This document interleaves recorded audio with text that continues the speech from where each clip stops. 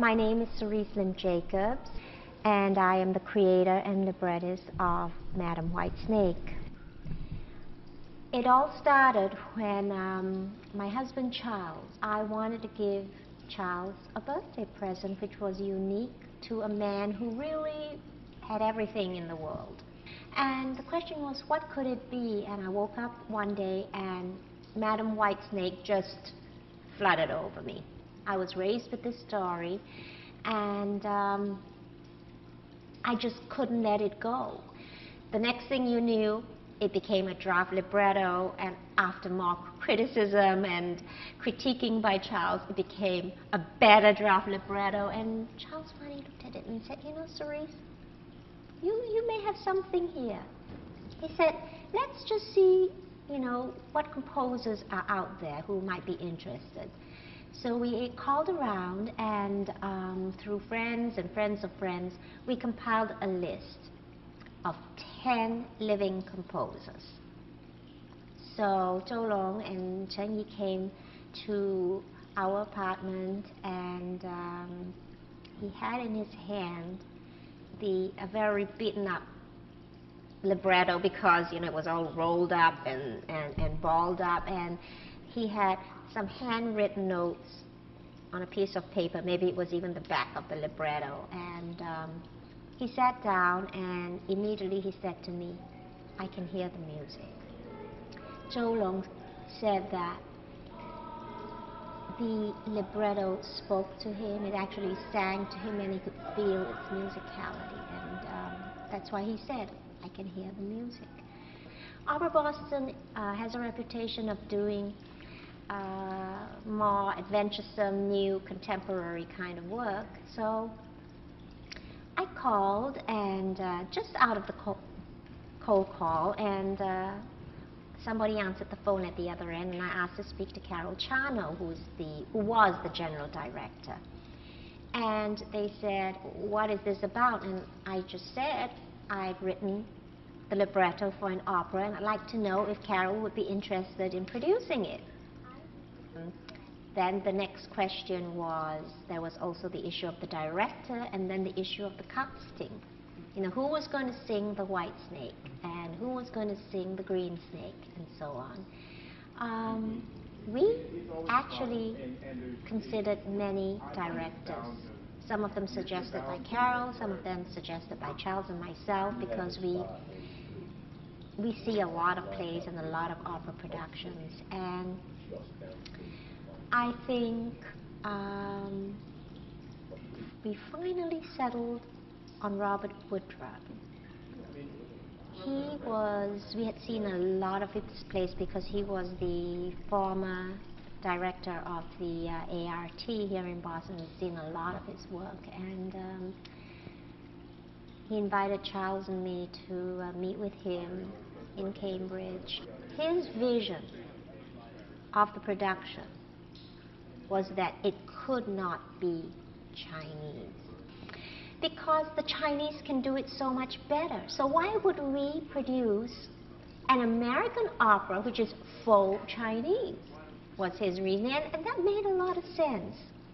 Because if what we were trying to create was a true American opera, and so it made a lot of sense to me that this be something that is not faux Chinese, that it's reimagined as an ancient Chinese myth, but with a new American recreation.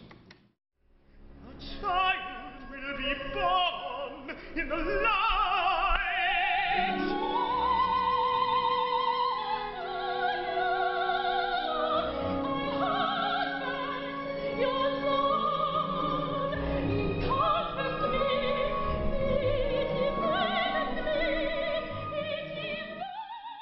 Lunch and hamburgers, we got to know each other very, very quickly. They, of course, were excited to talk about this opera project that they have, Madam Whitesnake. And as I listened to them, I felt literally as if this were a gift from the heavens. And we started by creating the Friends of Madame Whitesnake because that's what we were. We were friends. So, just by chance, the day after we had lunch, I called a very, very good friend, Joseph Chow, at State Street Corporation. He immediately said, Shulan, let me think about it and get back to you. And it was 3 days later that he called me, and he said, Shulan, we're giving you an hour and a half, all right, 90 minutes, come and speak to us at State Street Corporation about your project. And you should have seen the three of us because we went there with the executive director of Carol Charno. We were three. When we walked out, the air was electric in the hallway as we walked out because we wanted to keep our cool. But the moment we walked out of that building on Lincoln Street, the pressure just came out and we screamed. I don't know how many people heard us, but they probably thought we were crazy. And I think we were crazy because it was a crazy project. It was a crazy goal. But, you know, if you don't ask for it, you don't know. Once upon a time, the Yang cast did this internal stuff for summer, which is when all the adults were standing upstage of the plexi wall and you guys came in and fit in before your shalalolos.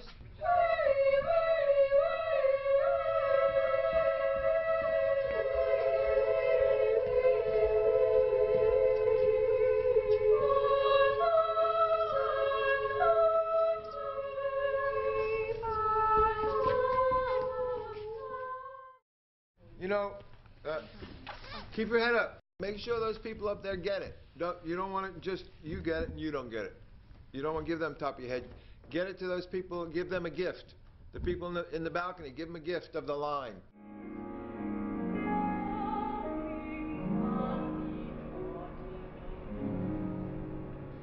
My name is Ying Huang.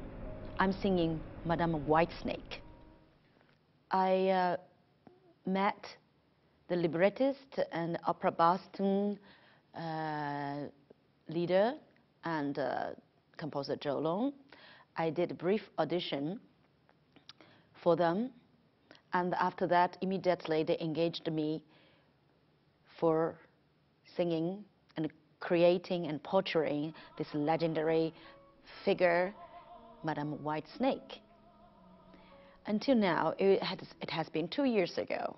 So within 2 years, I as an opera and as an international opera singer, I have been traveling around the world making the premieres, like a simile of Handel. So I was, and other operas at the Metropolitan Opera. So I was very busy. But while I'm busy singing and portraying other characters, but Madame Whitesnake is always in my mind and heart.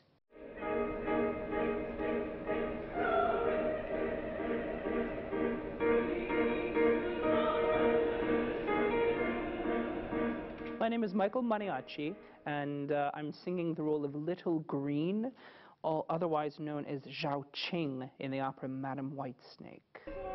I became involved with the project approximately 2 years ago. Cerise Jacobs, the creator and librettist of the opera, approached me with the story and all of this fantastic enthusiasm about the hope to produce it with Opera Boston. And at that time, the heads of Opera Boston came to see me perform with Glimmerglass Opera, which is a summer opera festival in upstate New York. And after they saw me perform and we discussed the piece, and they heard about my past experiences with not only new music, but also with the Chinese culture and actually performing in China, we decided to work together, and I had the pleasure to meet the composer at that time, sing for him, look over some of his beautiful chamber music writing, and it all came together as a result of all these meetings.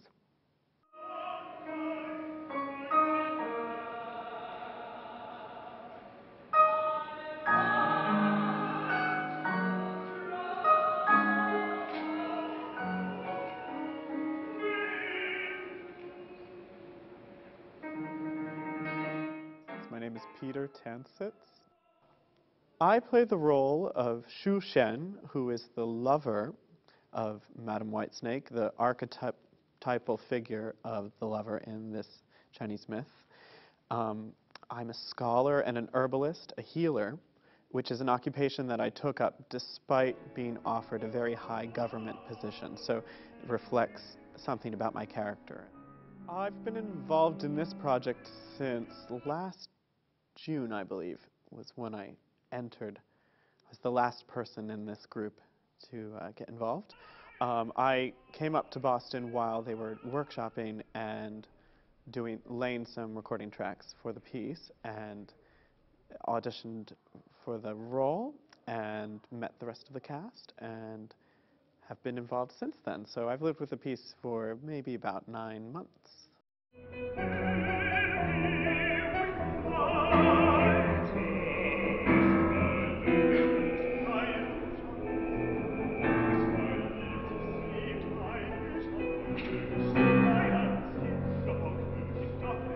My name is Dong Jian Gong. I am bass. I'm in this opera singing Abbot, the monk.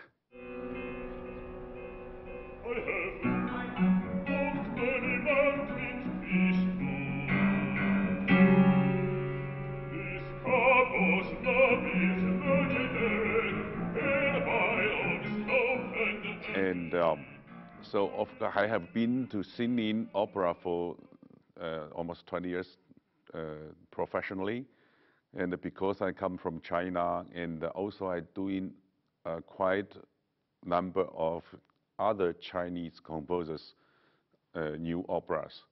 So the come to my attention to get this job is when my agent sent an email to me. So the composer Zhou Long heard my one of my recording, and he liked me very much, but he would like to know if I have low E to singing.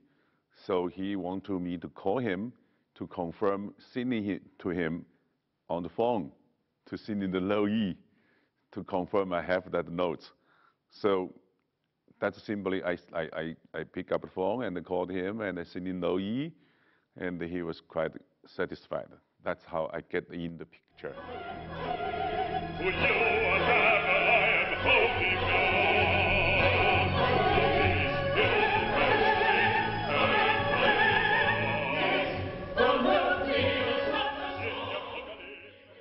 He confesses love to her, and she says, great, fabulous, but she says, I have a problem, and then I have to go away 1 day a month. My name is Robert Woodruff. I'm a stage director.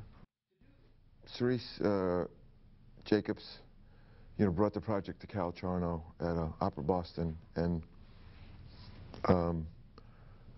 we have a common acquaintance. The organization's Bert Sun, who does graphics for Opera Boston, is a colleague of mine for the last 15 years. So he told me about the genesis of this project, that there was maybe something interesting that was being created here, and he introduced me to Cerise, and who's a librettist, and we had a dialogue about the piece, about my thoughts, response to her first draft, and I told her what I thought maybe would contribute to her creating the next draft, and we had a good dialogue, and I thought she felt this would be a good collaboration on this project. The cross-culturalness of it, somehow creating a new work of opera theater for a Western audience that's also going to travel to China, and that it's based on a Chinese myth. So that's a kind of dance about the mise en scène, the scenography. How do you tell that story when it's coming from the roots of another culture and you're taking it back to that culture? I think that's a great deal of the intrigue about making it and why it's special.